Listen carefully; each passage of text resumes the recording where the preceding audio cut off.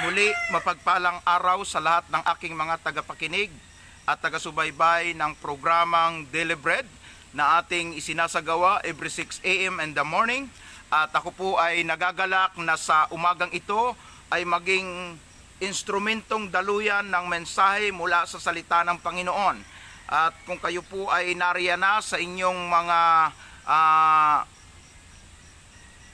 mga cellphone, laptop, anuman ang inyong ginagamit ngayon para samahan ako sa atin pong live streaming, mangyari po na kayo po ay magsipagbukas na ng inyong banal na kasulatan sapagkat muli nating tutunghayan ang ating pagkain na tinatawag nating daily bread. So, buksan po ninyo ang aklat po ng Revelation o Pahayag chapter 3. Ito po ay ang sulat sa iglesia ng Sardes. Sabi po dito, basahin po natin hanggang verse 5.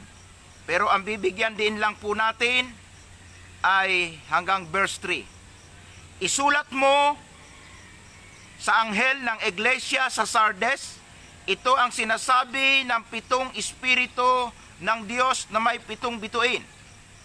Nalalaman ko ang ginagawa mo, ipinalalagay kang buhay, ngunit ang totoo ikaw ay patay. Gumising ka at pasiglahin mo ang mga bagay na nalalabi sa iyo, nang hindi tuluyang mamatay. Nakikita kong hindi pa ganap ang mga nagawa mo sa paningin ng aking Diyos. Alalahanin mo kung paano mong tinanggap ang mga aral na iyong narinig. Isagawa mo ang mga yaon. Pagsisihan mo, talikdan ang iyong kasamaan. Kung hindi ka gigising, pariran akong gaya ng magnanakaw na hindi mo nalalaman ang oras ng aking pagdating. Verse 4, Gayunmay, may ilan diyan sa Sardes na nag-iingat na mapanatiling malinis ang kanilang damit, kaya't magiging kasama ko silang nakasuot ng puti sapagkat sila'y karapat-dapat. Last verse, ang magtagumpay ay daramtan din ng puti at hindi ko aalisin sa aklat ng buhay ang kanyang pangalan at kikilalanin ko siya sa harapan ng aking Ama at ng kanyang anghel. Pinagpala ang salita ng Diyos na ating binasa at muli tayo po ay magkaisang manalangin. Mahal na Diyos, Amang makapangyarihan sa lahat, sa pangalan ng iyong anak na si Jesus, kami po ay muli narito po sa amin pong programa na Daily Bread.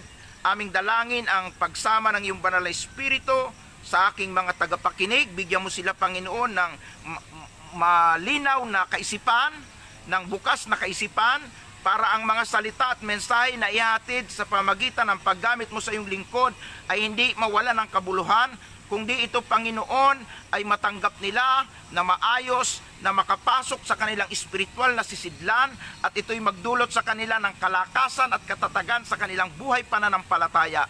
At dalangin ko, Panginoon, na ang iyong lingkod na gagamitin ay patuloy mong pakapuspusin ng iyong Santong Espiritu. Ikaw ang mangusap sa aking mga labi sa ikapagpapala ng lahat ng mga tagapakinig. Basbasan po ninyo ang mga bahagi ng kasulatang binasa namin, at buhat sa bahagi ng kasulatang binasa, ibigay po ninyo ang makapangyarihang mensahe na magbibigay sa amin ng babala, magbibigay sa amin, Panginoon, ng encouragement, magbibigay, Panginoon, sa amin ng lalo pang pag-apoy, pag-alab namin sa gawaing paglilingkod sa iyo. Yamang kami po'y nasa mga huling panahon na at masama na po ang nangyayari sa aming kapaligiran.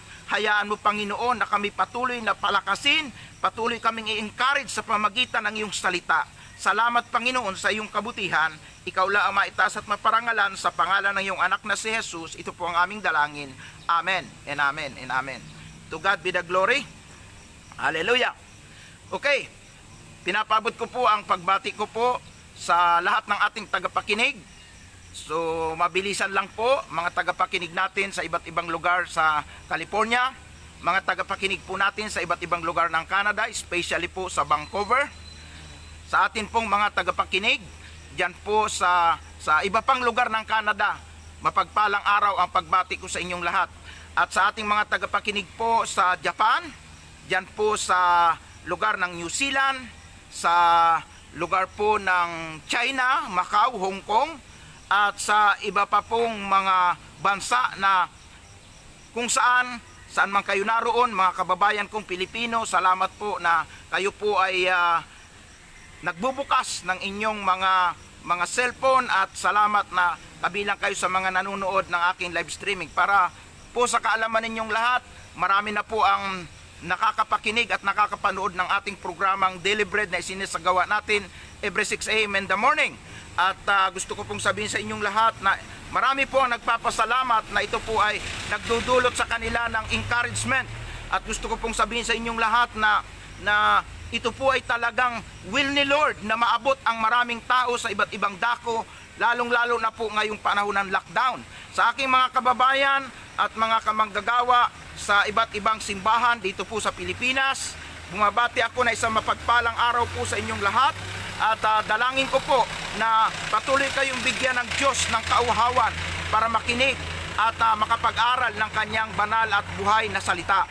So, pinapabot ko ang aking pagbati sa lahat ng mga simbahan dito po sa iba't ibang lugar ng Luzon, anumang denomination, anumang organisasyon ang inyong kinalalagyan.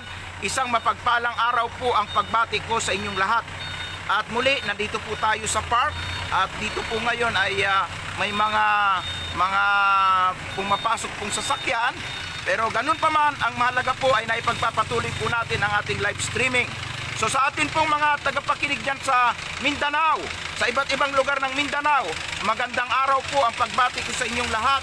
At sa atin pong mga tagapakinig dyan po sa lugar po ng Bisaya o saan mang lugar ng Pilipinas at anumang organisasyon ang inyong kinalalagyan, mapagpalang araw po ang pagbati ko sa inyo. Sumaatin ang Panginoon at ang kanyang banal na espiritu, maging patnubay po natin, lalo na sa ating gagawing pag-aaral ngayong umaga, na kung saan muli tayo po ay nagpapatuloy sa atin pong pinakatopic na biblical lockdown, na kung saan tayo po ay nakapokus ngayon sa Book of Revelation, dahil ito pong Book of Revelation ay nasulat at ipinahayag, kaya aklat po ito ng pahayag, nasulat at ipinahayag ng Diyos nung panahong si John the Beloved ay na-lockdown sa pulo ng Patmos.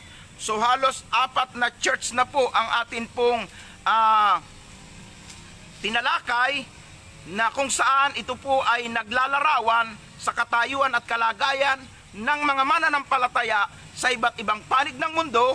Iba-ibang denomination man ang inyong kinalalagyan, mayroon po tayong mga kanya-kanyang karanasan. At sa bawat karanasan natin, mayroong kanya-kanyang pangungusap, pahayag ang Diyos para palakasin ang ating loob. At anuman ang iyong katayuan ngayong umaga, ang salita ng Diyos na ating binasa ay magbibigay ng encouragement sa atin. So, natapos na po tayo sa pagtalakay sa sulat sa iglesia sa Efeso, sa iglesia sa Smyrna, sa Pergamo, sa Tiatira. At ngayon po ay darako nga po tayo sa pag-aaral sa sulat sa iglesia ng Sardes, na kung saan dito po ay very ano po ito, masyado po itong masakit, pero ito po ay totoo. At karanasan po ito ng maraming simbahan ngayon. Dahil dito po, sabi po rito, ipinalalagay mo na ikaw ay buhay pero patay ka. Aba, ito po yung unang makikita natin na inihahayag sa isang iglesia, na may mga church pala ang Panginoon, akala nila buhay pa sila sa Panginoon pero patay na sila. Ano yung tinutukoy po? Sapagkat may mga taong buhay, pero ang tinutukoy po na patay is sa spiritual na kalagayan. Baka ikaw ay kasama dyan sa church. Inuulit ko po, ang church po ay kalipunan o grupo ng mga mananampalataya. Mananampalataya ka, akala mo buhay ka, pero patay ka na. Ano ba yung taong patay sa harapan ng Diyos? Pero sabi dito, pwede pa siyang ma-restore, pwede pa siyang mabuhay, ma-revive. Ito po yung gusto kong ipakita sa inyo. May mga tao, member ng church, mananampalataya, Kristiyano, at nakakalungkot. Baka isa pang manggagawa. At mas masakit kung ito ay isang pastor. Akala niya, okay pa siya kay Lord. Akala niya, buhay pa ang tingin sa kanya ni Lord. Pero yung pala, naghihingalo na siya. Patay na. Ano yung tinutukoy na kamatayan dito na sinasabi po sa sulat na ito sa Sardes, na akala mo buhay ka, pero ang totoo patay ka na. Patay na ang iyong buhay panalangin dahil hindi ka na lagi nagpipray kay Lord. Ang oras mo nandun na sa television, nandiyan na sa gadget, pero pagdating sa prayer, patay na ang iyong buhay panalangin. Alam nyo ba na ang prayer ay hininga ng bawat mananampalataya? Kaya kung ang tao hindi na humihinga ng maayos, delikado na po yan. Subukan mo ang tao pag hindi huminga, mamatay. Hininga ng ating buhay espiritual ang prayer. Kaya kung hindi ka na nagpipray, kikin mo ang iyong sarili, delikado ka na. O kung nagpipray ka, dati ay nakakapag-pray ka ng 30 minutes, 1 hour, every morning, o sa bawat oras na ikaw ay lumuluhod para manalangin, ay ngayon ay 5 minutes lang, gusto mo tapos agad. At yung iba nagpipray, inaantok. Dahil sila inaantok, nakatulog. Pagising sa umaga, sinabi na lang niya, Amen. Ang tinutukoy ko po, yung mga tao po na wala ng gana na makipag-usap at makipag-ugnayan sa Diyos. Isa po yan sa palatandaan na patay na ang iyong buhay espiritual. At pangalawa, na makikita natin kapag ang tao patay na ang espiritual na kalagayan niya, maging ang simbahan. Pag ang simbahan po, wala ng regular na prayer meeting, wala ng oras na maglaan ang church para manalangin at sumamba sa Diyos, patay na po yan. Nakakalungkot ano? Liwanag naman po dito na sinasabi, akala mo buhay ka, pero ang totoo, tingin ko sa'yo, patay ka na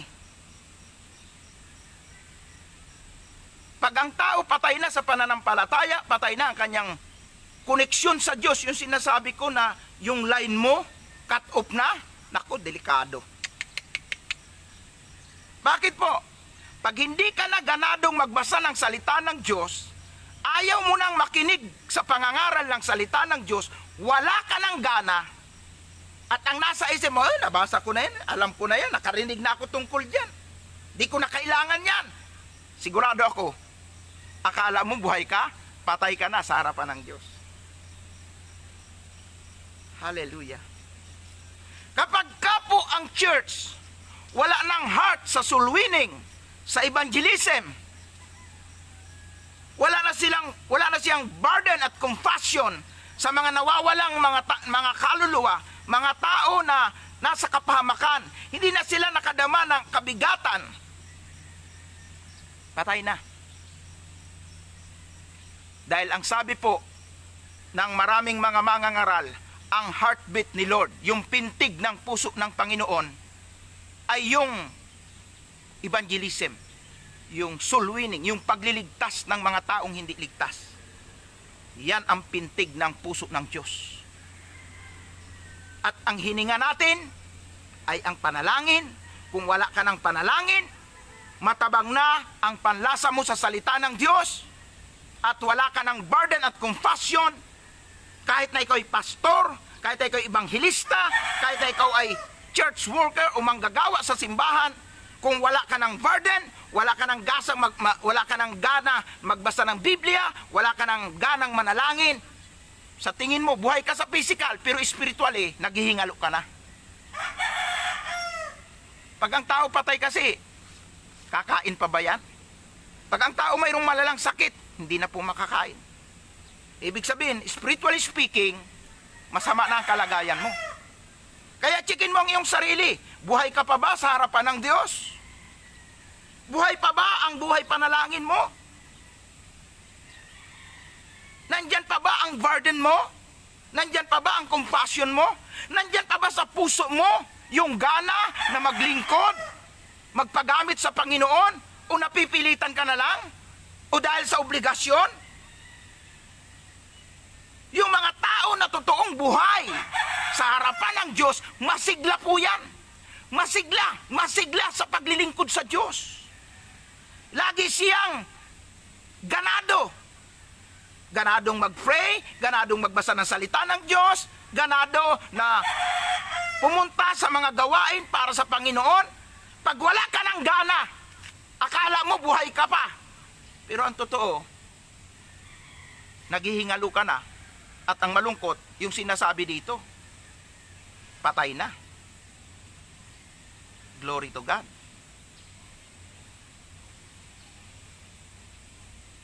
Ano yung sabi dito?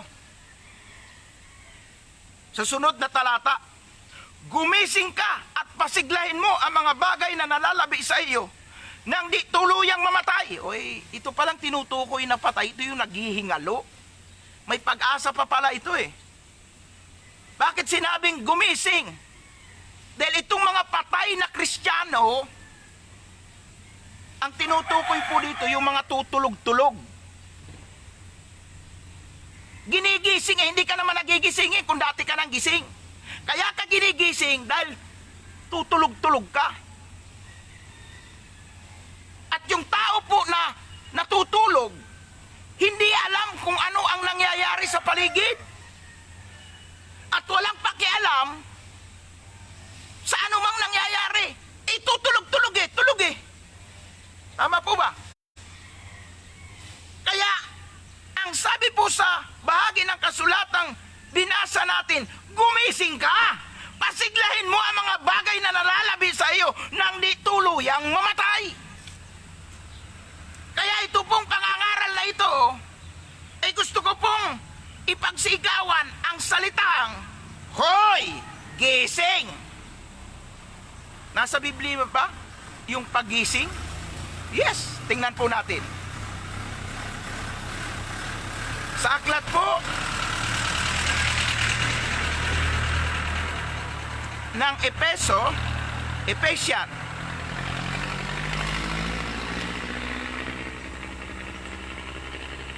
chapter 5, verse 14. Si Pablo po ang sumulat. Ano po yung sinasabi niya dito? At ang mga naliwanagan ay nagiging liwanag. Kaya't sinasabi, gumising ka, ikaw na natutulog at magbangon ka mula sa mga patay at liliwanagan ka ni Kristo. Kaya't ingatan ninyo kung paano kayo namumuhay, mamuhay kayong tulad ng matatalino at di tulad ng mga mangmang. Verse 16, sapagkat masama ang takbo ng daigdig, samantalahin ninyo ang bawat pagkakataon na kayo'y makagawa ng mabuti. Huwag kayong mga hangal, unawain ninyo kung ano ang kalooban ng Diyos. Hallelujah. Salamat sa salita ng Diyos na ating binasa na magbibigay ng encouragement sa atin. Maliwanag po ang sinasabi dito, gumising ka, ikaw na natutulog. Bumangon ka mula sa mga patay at liliwanagan ka ni Kristo. So ito pong mga taong tutulog-tulog sa pananampalataya, binanggit ko kanina, yung taong tulog, hindi alam yung nangyayari sa paligid. Eh ano po yung binanggit dito? Bakit kailangan daw gumising tayo sa pagkakatulog at magbangon tayo? Ano po yung sabi dito sa verse 16? Sapagkat masama ang takbo ng daigdig. Masama na yung nangyayari, tutulog-tulog ka pa. Hallelujah. Salamat sa salita ng Panginoon na gumigising po sa atin ngayong umaga. Paano po natin ilalarawan? Can you imagine? Ang tagal-tagal na po nitong sinulat ni Apostol Pablo. Pero yung mensahe at kaganapan nito ay mas akmang-akma sa panahon natin ngayon. Sapagkat totoong masama na po ang nangyayari. Inuulit ko sa inyo, nasa panahon na po tayo ng pagpasok sa tribulation. At ang tribulation po, meron pong introduction yan. Partial tribulation. At hindi magtatagal, darating po yung panahong tinatawag nating Great Tribulation. Ito pong nangaganap ngayon, ang dami na pong nagpapanik. Ang dami na pong nanghihina sa pananampalataya. Ang dami na pong nagrereklamo. Bakit po? Ang sama na po nang nangyayari. Dito lang po sa coronavirus na nangyayari, isipin po ninyo, hindi tayo magkaroon ng kalayaang sumamba sa Diyos. Isipin nyo na lang po na hindi tayo malayang magdaos ng ating mga prayer meeting. Hindi na tayo malayang magdaos ng mga evangelistic crusade. Salamat na lang, may paraan pa din ang Diyos dahil may Facebook at may live streaming. Malaya pang naipangangaral ang salita ng Diyos. Pero ang malungkot nito ay yung lumalalang kahirapan. Hindi lang po sa kalagayan ng mga mananampalataya, kundi buong mundo po ito. Believer, unbeliever. Yung katotohanan na sinasabi, ang ulan ay pumapatak sa masasama at mabuti. Ganon din po yung nangyayaring economic crisis ngayon. Lahat po tinatamaan. Nagsasara ang mga iba't ibang mga business. Walang trabaho ang maraming tao. Ang mga OFW na nagtatrabaho sa abroad, nagsisipag-uwian na. At bago makauwi, katakot-takot na quarantine ang inaabot. Napapanood ninyo sa telebisyon? Pagkatapos makwarantine pagdating dito sa Pilipinas, pag-uwi sa probinsya nila, quarantine na naman. Tapos walang maayos na suporta. Yung iba, inaabot na yung mga buntis, inaabot na ng panganganak sa quarantine area. Di ba ang sama na ng sitwasyong ito? Hindi lang po yun. Minsan mas napapaboran pa ang mga mall kaysa po sa mga simbahan. Open na ang mga mall. Pwede na ang tao maglabas-pasok dito. Pero nakakalungkot ang simbahan. Nakakaranas pa po ng lockdown. Salamat po sa mga lugar na malaya na nagkakaroon ng mga worship service. Huwag niyong isipin na ito'y ordinaryo. Ito po'y masamang pangyayari na nangyayari ngayong panahong ito. Huwag kang tutulog-tulog. Ang nasusulat ay nasusulat. Talagang yan ay mangyayari at dapat handa tayong lahat. Kaya ginigising kita. Palakasin mo ang iyong buhay pananampalataya. Pasama ng pasama ang panahon. Na isang in-upload sa akin na sa isang lugar ng India may mga insekto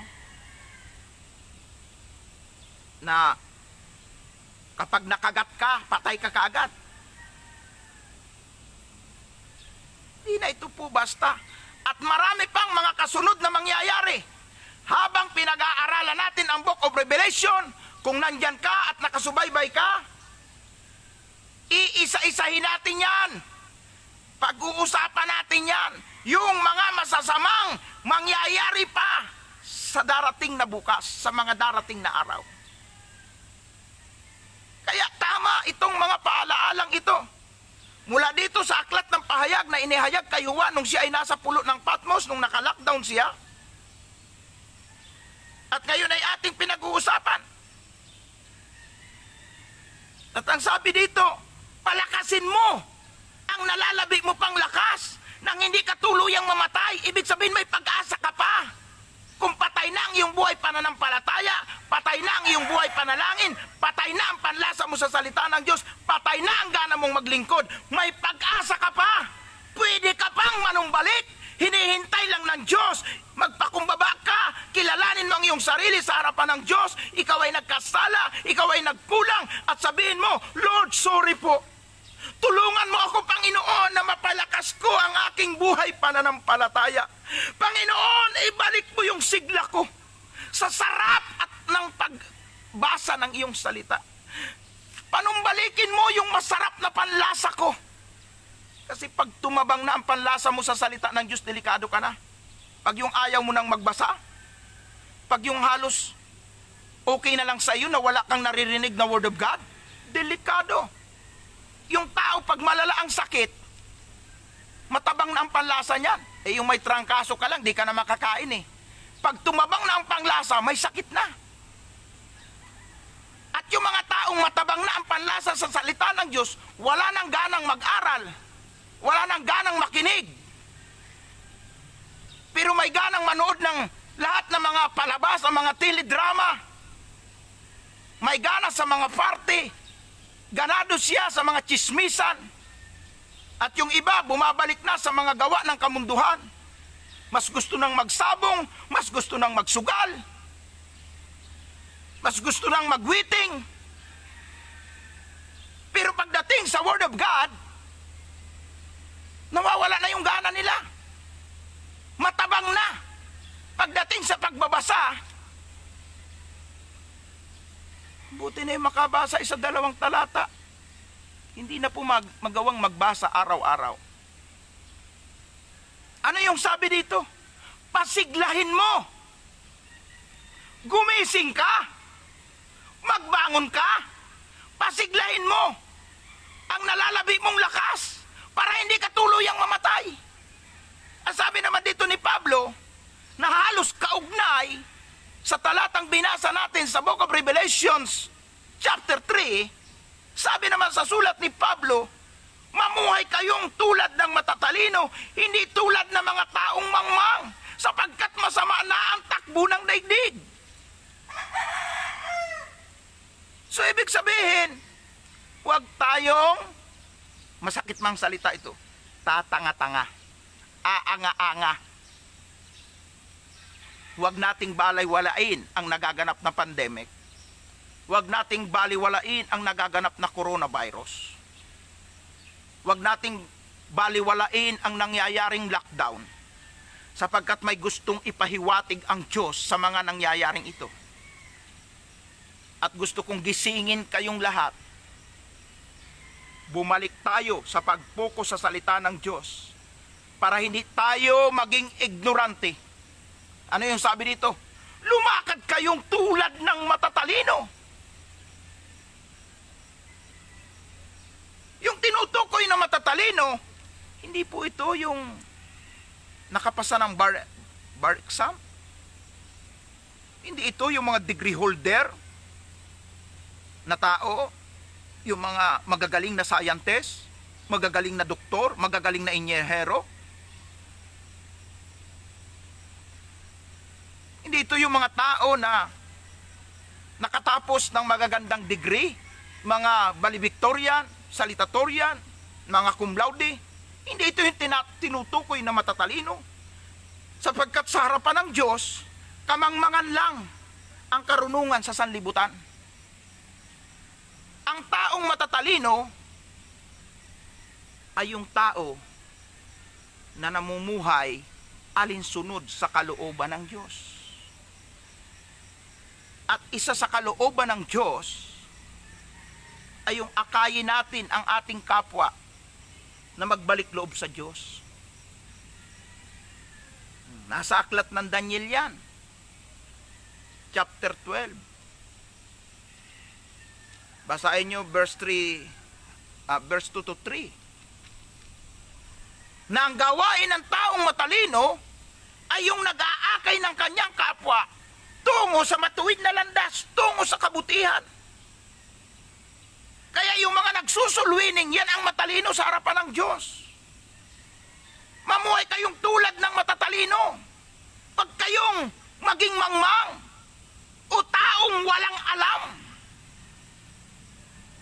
Sabi po dito, masama na ang takbo ng mundo. Huwag na tayong anga-anga o tatanga-tanga. Tutukan natin ang salita ng Diyos. Pag-aralan natin ito. Lalo na po itong Book of Revelation. At atin pong unawain ang mga inihahayag ng Diyos. Magdadalawang-libong taon na ang nakalilipas nang ihayag ang mga sulat na ito kay Juan, na gusto ko pong ipaunawa sa inyong lahat na ang katuparan at kaganapan sa mga inihayag ng Diyos kay Juan doon sa pulo ng Patmos ay ngayong kapanahunan natin ito. Hindi ito lilipas, ngayon ito mangyayari.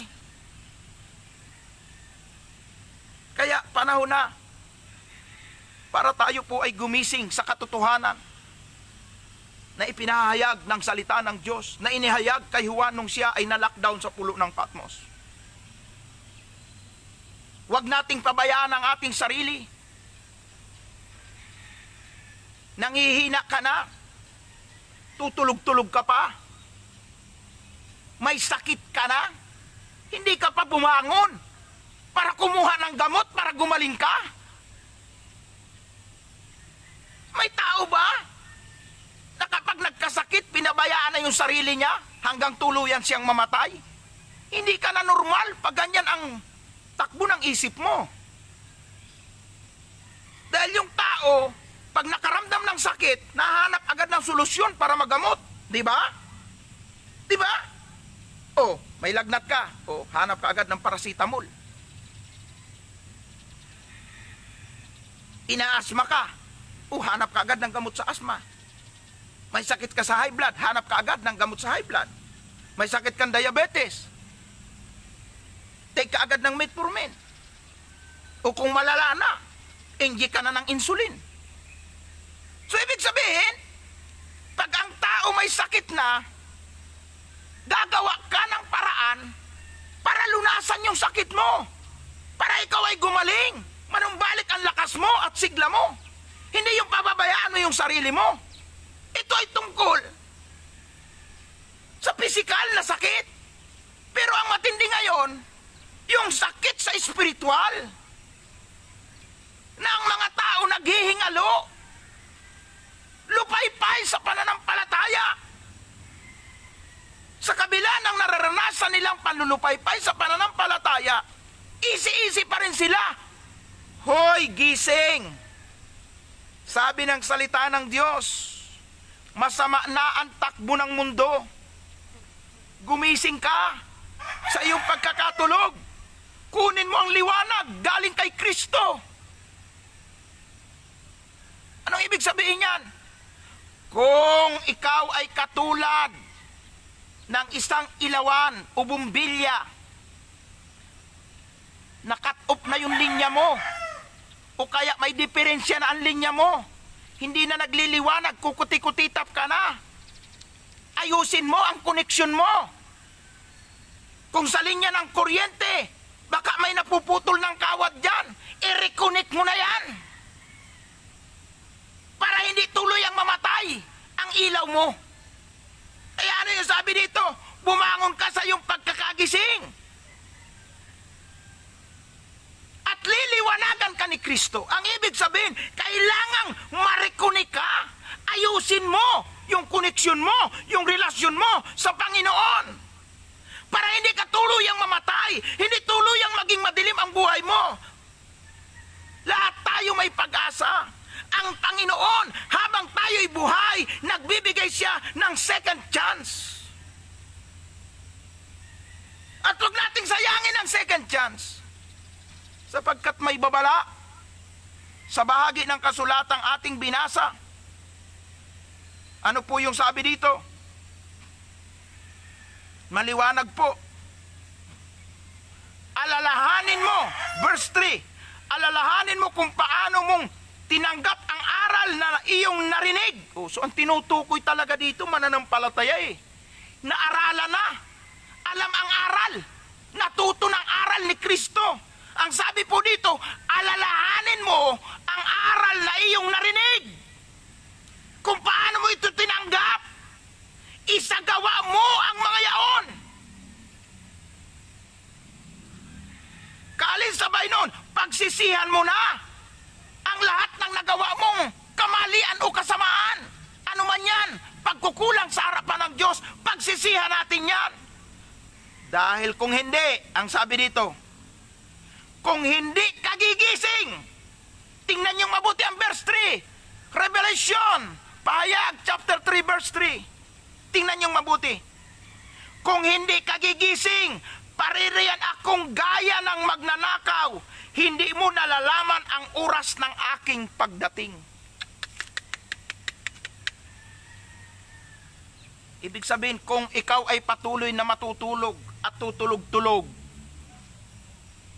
binanggit ko na yan sa isa kong pangangaral, yung parabol tungkol sa 10 dalagang naghihintay ng nobya.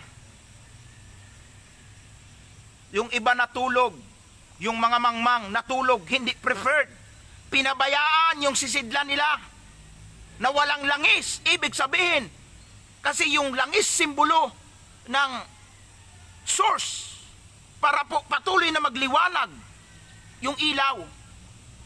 Ibig sabihin, simbolo yon, simbol ng Holy Spirit para patuloy tayong maging maningning sa harapan ng Diyos at magliwanag tulad ng ilawang ginto sa gitna ng sanlibutan ito. Kinakailangan laging puno tayo ng Holy Spirit. Yun yung oil. So wag nating pabayaan yon. Wag tayong tutulog-tulog na hindi natin kine-check yung sarili natin. Namumuhay pa ba tayo sa pananampalataya? Buhay pa ba ang ating espiritual na pamumuhay? O tayo naghihingalo na? O tayo wala na sa pananampalataya? I-check natin ang ating sarili. Huwag nating pabayaan. May pag-asa pa habang tayo nabubuhay. Yan po ang ipinapahayag sa bagay ito ng kasulatang binasa natin. Dahil kung hindi, ang sabi diyon, paririto ang Panginoon. Darating siya na tulad ng magnanakaw. Ano po ang ibig sabihin nun? Ang magnanakaw pag darating ay hindi ka papaalam at sasabihin, "Hoy, bukas o sunod na araw, pag nanakaawan kita, kaya maghanda ka." Diba ang magnanakaw, hindi mo alam na bigla na lang nandyan na? Magnanakaw na sa'yo? Ganon ang Panginoon, na kung paano darating na hindi mo inaasahan, hindi mo akalain. Biglaan ang ibig sabihin. Ay paano ngayon kung tulog ka? Tulog sa pananampalataya. Paano ngayon kung patay na ang iyong relasyon sa Diyos? Paano ngayon kung putol na ang iyong koneksyon sa Kanya? Tulad ka ng 10 mangmang na babae, iiyak. At yung iba, aasa pa sa kaligtasan sa iba. Hindi. Kanya-kanya tayo ng luhod. Hindi natin pwedeng sabihin, "Oy, bigyan mo naman ako ng oil para ako'y magliwanag." Hanggat may panahon at may oras pa, lubat ka na, wala ka ng liwanag, mag-charge ka. Every Sunday and every 6 a.m. in the morning, hindi lang Sunday, araw-araw ito, narito ako para mag-offer ng bread of life, ng pagkain ng ating kaluluwa, para tayo po ay palakasin, patatagin, gisingin, mag-charge tayo para magliwanag tayo na katulad ng isang ilawan. Gumising na tayo sa pagkakatulog. Gawin natin ang pinagagawa ng Panginoon para anumang oras dumating siya na tulad ng isang magnanakaw, manatnan niya tayo na tayo po ay handa. Hindi tayo nanlalamig, hindi tayo nanlulupaypay. Buhay ang ating buhay pananampalataya. Ganito po ako katapang magsalita. Kasi nandito sa akin ang kapuspusan ng Espiritu Santo para patuloy na i-encourage kayo sa pamamagitan man ng live streaming. Inaabot kayo ng Panginoon. Pinalalakas kayo ng Panginoon. Ini-encourage kayo ng Panginoon. Napakaliwanag ng sinasabi dito. Kapag nagpabaya ka, patuloy kang natulog sa iyong buhay pananampalataya, pinabayaan mo ang sarili mo, huwag kang manisi pag biglang dumating si Kristo na tulad ng isang magnanakaw na hindi ka nakasama.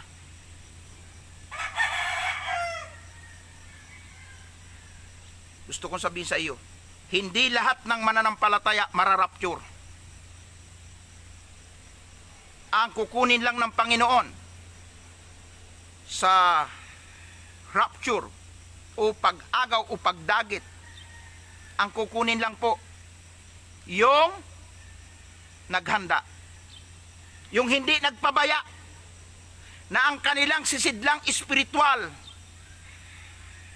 hindi pinabayaan, na hindi puno ng oil, na ang ibig sabihin symbolize ng manifestation at kapuspusan ng banal na espiritu. Kaya nga magsikap tayo na lagi tayong spirit-filled. At yung pagiging spirit-filled, hindi natin makukuha yung kabababad dyan sa mga teledrama sa telebisyon.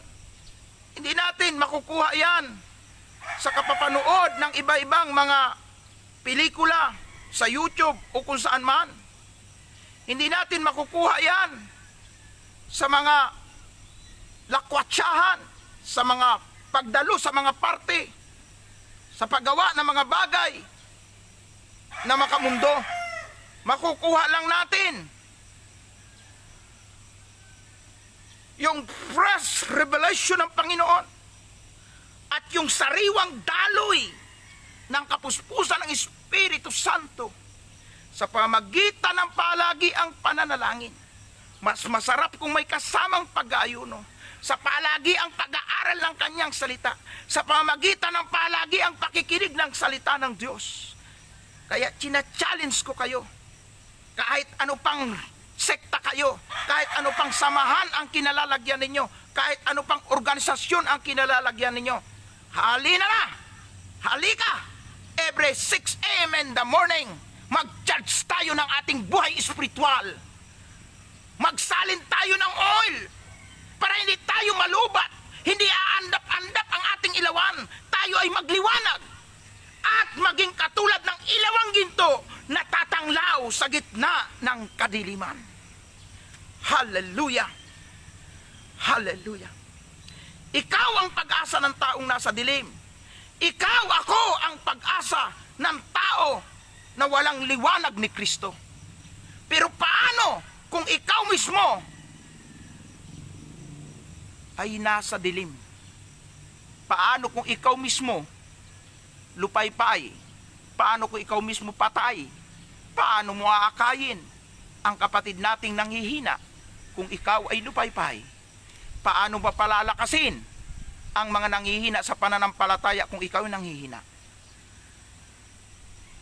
Paano mo bubuhayin ang mga namamatay na sa espiritual na aspeto ng buhay kung ikaw mismo patay na? Pero salamat sa salita ng Diyos na nagbibigay ng second chance sa iyo at sa akin, sa lahat ng tao, na nagsasabing, gumising ka, gawin mo yung mga bagay na dapat mong gawin para sa Panginoon. Palakasin mo ang nalalabi mong lakas para hindi ka tuluyang mamatay. Sabi ng Panginoon, yung mga itong tao, hindi pa ganap ang inyong ginagawa sa harapan ko. Sabi ng Panginoon, magsisi kayo, manumbalik kayo, gumising kayo, pasiglahin nyo ang inyong sarili. Eh yung iba naghihintay pa, napuntahan ni pastor, ipalo pa, mayroon pang pumunta doon at mag-encourage. Sis, mag-aral ka ng salita ng Diyos, sis. Mag-pray ka lagi. Eh ngayong panahon ng lockdown, sige nga, yung mga kaibigan nyo hindi makapunta sa inyo, hindi tayo makapunta sa church. Salamat may cellphone, salamat may telepono, pwede tayong mag-follow up. Pero wag tayong umasa na tayo ang pinapollow up. Kung tayo ay Kristiyano, nakatanggap tayo ng salita ng Diyos, alam natin ang salita ng Diyos, dapat tayo ang gamitin para mag-follow up sa mga nanghihina. Pero iniulit ko, paano kang magpapalakas kung ikaw ay mahina? Paano ka gigising sa mga taong tulog sa pananampalataya kung ikaw mismo ay tutulog-tulog? Hoy, gising. Ano po yung sinasabi dito?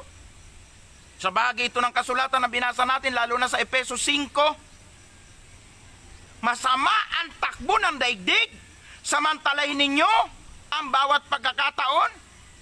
Efeso 5:16. Huwag kayong mga hangal. Ang bibigat ng pananalita, no? Huwag kayong hangal. Anong ibig sabihin? Hangal, ignorante, bobo. Kita po, yun ang kahulugan niyan, eh. Hangal ka. Ibig sabihin, ignorante ka. Ang sakit man ng salita na ginamit, pero sabi ni Pablo, huwag kayong hangal. Huwag kayong maging ignorante. Huwag tayong maging bobo sa katotohanan. Alamin ninyo, unawain ninyo kung ano ang kalooban ng Diyos at hakbangan natin. Lakaran natin kung ano ang nais ng Panginoon, lalo na sa huling panahong ito. Gising, gising, gising. Wala akong magagawa kung sa kabila na naririnig mo ang aking pangangaral at paalalang ito, ikaw ay tutulog-tulog pa rin. Kung sa kabila ng aking pangangaral na ito, hindi ka pa rin kikilos para gawin ang pinagagawa ng Panginoon, wala na akong pananagutan sa iyo. At wala kang dapat sisihin kung madatngan ka ng Panginoon na tulad ng isang magnanakaw na hindi ka prefer. Hindi ka pwedeng magreklamo at sabihin, Lord, bakit hindi mo ako sinama? Darat pala ng grabing mga salot, magkakaroon pala ng matinding tribulation. Uulan pala ng malaking tipak na yelo, tig 50 kilos ang timbang. Sisikat pala ang araw ng napakatindi at masusunog ang mga tao. Babagsak pala ang mga asteroid at marami ang mamamatay. Kakalat pala ang mga sugat ng tao ay hindi basta mamamatay at magdaranas ng matinding kirot. Kapag ibinuhos ang 7 mangkok ng puot ng Diyos na nakatakdang gawin sa mundong ito, at ikaw ay tinamaan, huwag mong sisihin ang sinuman, sapagkat pinaghanda ka para sa rapture. Ang ibig sabihin po ng rapture, pag-agaw. Aagawin tayo, kukunin tayo ng Panginoon at dadalhin sa tahanang inihanda niya sa langit para hindi tayo tamaan ng matinding trahedya na magaganap sa daigdig na ito. Sapagkat tayo'y tinawag hindi para parusahan kundi para iligtas. Ang kastigo, punishment, ay babagsak sa mundong ito sa lahat ng magpapasakop sa gobyerno ng Antikristo, sa lahat ng nagpatatak sa tatak ng demonyo, sa tatak ng Antichrist. Lahat sila ay tatamaan ng matinding mga salot. Ayaw ng Diyos makasama ka dyan. Kaya nga, kung ikaw ay tutulog-tulog, hoy, gising na. Tinatapik kita sa pamagitan ng mensaheng ito. Hindi lang kita basta tinatapik. Niyuyog-yog na kita. Hoy, gising. Mag-isip-isip ka. Kristiyano ka? Magpaka-Kristiyano ka na. Madaling sabing tayo Kristiyano, mahirap magpaka-Kristiyano. Madaling sabing tayo mananampalataya, pero mahirap maging sakdal sa larangan ng pananampalataya. Palakasin natin ang ating buhay pananampalataya. Masama na ang nangyayari sa mundo. Mamuhay tayong tulad ng matatalino at di tulad ng mangmang. Huwag nating baliwalain ang nangyayaring pandemic. Huwag nating baliwalain ang nangyayaring lockdown. Sapagkat ito'y nangyari para ipakita lang sa iyo at sa akin at sa buong mundo na mayroong Diyos na may kontrol ng lahat ng bagay, na kapag ginusto niya, walang pwedeng makapigil o makakontrol. Nakita po ninyo, ang daming magagaling na scientist, ang daming matatalinong tao, ang daming mga nagpakadalubhasang doktor. Nung dumating at pinayagan ng Diyos ang salot na ito ng coronavirus, nasaan ang mga galing nila? Ang daming mga pera ng iba-ibang bansa, ng Amerika, ng Europa, ng marami pang mga bansang mayayaman. Nasolusyonan ba nila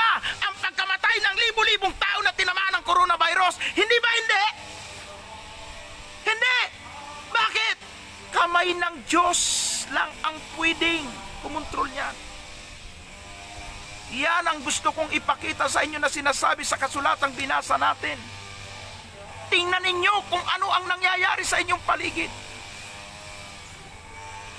Hindi na normal. Hindi na normal. End time na. Huling panahon na. At kung huling panahon na, huling chance na ito na binibigay ng Diyos sa inyo. Lahat ng nasusulat ay kanyang isa sa katuparan. Hindi pa nga lang niya tinutupad dahil binibigyan niya ng pagkakataon ang lahat na magsisi at magbalik loob sa kanya. Na yung mga naghihingalo, mga lupaypay, magpalakas, bumangon ang mga tutulog-tulog, at ayusin ang kanilang sarili. Jesus is coming soon para tayo ay kunin. At ayaw ng Panginoon na kayo ay maiwan. Baka bagsakan kayo o masama kayo sa pagkastigo, pagpaparusa sa masama, sa mga masasamang tao. Ayaw ng Diyos masama tayo diyan. Tinawag tayo para iligtas, hindi para parusahan. Kaya mahal kong kapatid, mahal kong kamanggagawa, china-challenge kita. Napakaganda ng scripture natin ngayon. Napakasarap nito. Nilay-nilayin para nang sa gayon mapagtanto natin kung ano ang kalooban ng Diyos, kung ano ang kalugod-lugod sa Kanya. May panahon pa. May panahon pa. Hoy gising. Hoy gising. Tingnan natin. At habang tayo'y nasa ating mga tahanan, tutukan natin ang chapter 3 ng aklat ng Revelation na nagpapaalaala sa ating lahat. Kaibigan, kapatid, hindi ako pakahaba ng pangangaral ngayong umaga. Ang importante po na ipaabot ko sa inyo ang mensahe na nagbibigay ng pag-asa sa inyo lahat, lalo na sa mga nanghihina, sa mga nanlalamig. Binibigyan tayo ng pagkakataon. Palakasin mo ang iyong sarili. Kung walang nag-i-encourage sa iyo, encourage mo ang iyong sarili. Ang salita ng Diyos, hawakan mo, panindigan mo, papalakasin ka nito. Every 6 a.m. in the morning, buksan mo ang iyong cellphone, ang iyong laptop, makinig ka, ay guarantee, dadaloy sa iyo ang fresh revelation mula sa Panginoon. Dadaloy sa iyo ang kalakasan. Dadaloy sa iyo ang kapuspusan ng Banal Espiritu.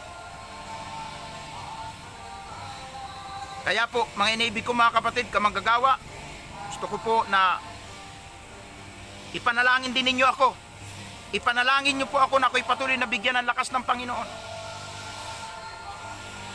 At patuloy kong ma-maintain na magising ng alas 2, alas 3 para mag-pray, mag-meditate ng salita ni Lord at patuloy na maihayin sa inyo ang pagkain na magpapalakas ng ating buhay pananampalataya. Salamat, mahal na tagapakinig at taga-subaybay ng programang Bread of Life. At ako'y nanalangin na patuloy kayong ingat at patnubayan ng Diyos, lalo na masama na ang takbo ng mundo. Inuulit ko, huwag tayong hangal, huwag tayong tatanga-tanga, huwag tayong maging ignorante. Tutukan natin ang pag-aaral ng salita ng Diyos, lalo na ang Book of Revelation. May pagkakataon pa tayo para iayos ang ating mga sarili. Palakasin ang ating mga buhay pananampalataya. Kung tayo ay aandap-andap, may panahon pa para magsali ng oil, para umapoy. Magliwanag tayo na katulad ng ilawang ginto. Sabi ng Panginoon, pag hindi nyo ginawa yan, babalikan ko kayo. Yung unang babala, tatanggalan ka ng liwanag. Diba doon sa nakaraang pag-aaral natin, lalakad ka na sa dilim. Ito naman, babalikan niya tayo. Nakakalungkot pag hindi niya tayo isinama sa mangyayaring rapture. Kaya habang may panahon pa, kumbaga po sa ano ay mag-unat-unat ka na. Buksan mo na yung mata mo. Mag-isip-isip ka na. At tumayo at bumangon at kumuha ng liwanag galing kay Kristo para wag kang lumakad sa dilim. Muli, tayo po ay dumako sa panalangin sa mga nakakaranas ng panghihina, panlalamig, na wala na ang unang pag-ibig sa Panginoon, nakakaranas ng matinding kahirapan, problema, at ang buhay espiritual ninyo ay tila ba naghihingalo na. Ikaw ay lupaypay na lupaypay. Sige, magkaisa tayong lumapit at manalangin sa Diyos. Hingin natin ang kanyang kalinga sa ating mga buhay. Sige po, manalangin po tayo. Mahal na Diyos, aming amang makapangyarihan sa lahat, sa pangalan ng iyong anak na si Jesus, kami po ay buong pagpapakumbabang lumalapit sa iyo. Humihingi po kami ng paumanhin at patawad sa lahat ng aming pagkukulang, sa aming kapabayaan, sa aming buhay espiritual, sa aming panlulupaypay, sa aming hindi pagbabasa ng iyong salita, sa aming hindi patuloy na pananalangin, sa aming hindi pagpaparticipate at pagsuporta sa iyong gawain. Panginoon, patawarin mo kami sa dapat naming gawin na hindi namin nagawa at dahil dito kami nagkasala. Patawarin mo kami, Panginoon. Sa oras na ito, ibinabalik namin ang aming sarili sa iyo na katulad ng isang koneksyon ng wire na naputol na muli, nire-reconnect namin ito, Panginoon. Padaluyan mo kaming muli ng liwanag mo, Kristo Jesus, para wag na kaming lumakad sa dilim at makita namin ang maliwanag na landas na dapat naming lakaran.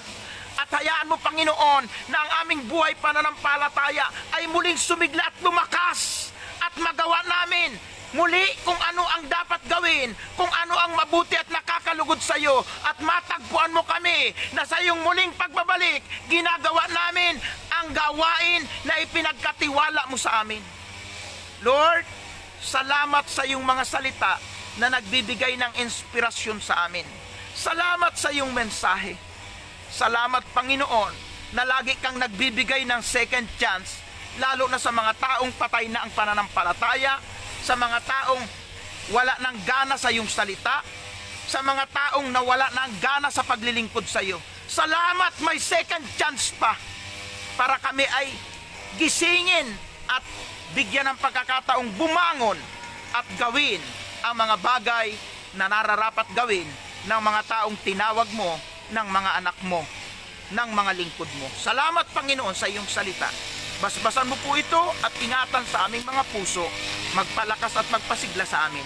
Purihin ka, aming Ama, luwalhatiin ka, sa pangalan na iyong anak na si Jesus. Ito po ang aming samo at dalangin. Amen and amen. Purihin ang Panginoon.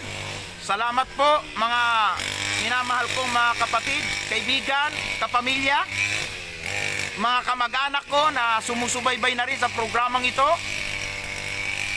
Salamat kay Ginilyn Tatil. Ayan po ay nasa Japan. Salamat na ikaw ay nagbukas ngayon. Kay Sister Mena, kay Sister Nora Pablo.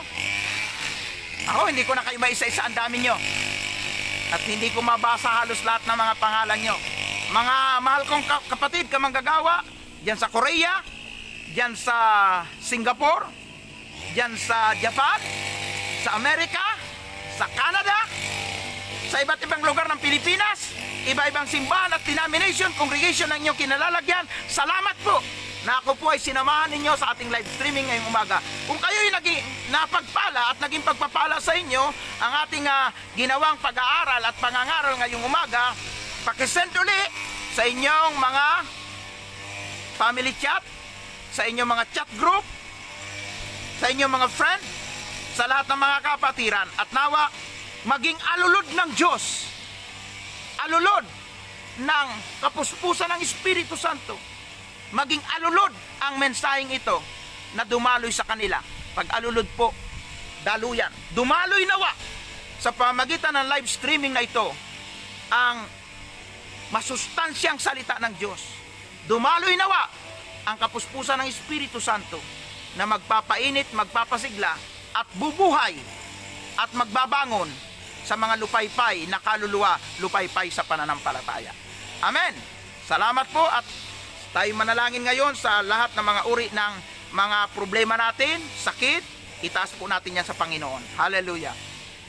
Glory to Christ Jesus. Kung ano man ang mga prayer request ninyo, sabihin nyo po at tayo po'y magkaisang manalangin. Mabiyaya, mapagmahal na Diyos, itinataas ko sa iyo ang mga prayer request ng lahat ng aking tagapakinig ngayon. Anumang sakit yan na gusto nilang magkaroon ng kagalingan, Lord, iunat mo ang iyong mapagpalang kamay. Pagalingin ang sakit ng aking tagapakinig. Sakit man ito sa ulo, sakit sa puso, sakit sa baga, sakit sa dugo, rayuma, arthritis, sakit sa mata, sakit sa balat, sakit sa bituka, sakit sa buto, lahat ng uri ng sakit mula ulo hanggang talampakan. Lord, sa pangalan ni Jesus, idinadalangin ko na paghimalaan mo ang mga kapatid ko ito, maranasan nila ang miracle, healing, and deliverance sa lahat ng sakit at karamdaman. Receive your healing in Jesus' name. In Jesus' name. Hallelujah. At gayon din, Panginoon, yung mga sakit espiritual ng bawat isa, panghihina sa pananampalataya, katamaran sa paglilingkod sa iyo, sakit sa espiritual na kawalang gana, walang gana sa pananalangin, walang gana sa pagbabasa ng iyong salita, lahat ng uri ng sakit na nagpapahina sa buhay pananampalataya namin. Lord, in the name of Jesus, idinadalangin ko, Panginoon, hipuin mo ang bawat isa at muli pasiglahin mo ang kanilang espiritual na pamumuhay. Ibalik po ninyo nawa, Panginoon, ang gana nila sa pag-aaral ng iyong salita. Ibalik nyo ang gana ng bawat isa sa pananalangin. Ibalik nyo ang gana ng bawat isa sa paglilingkod sa iyo.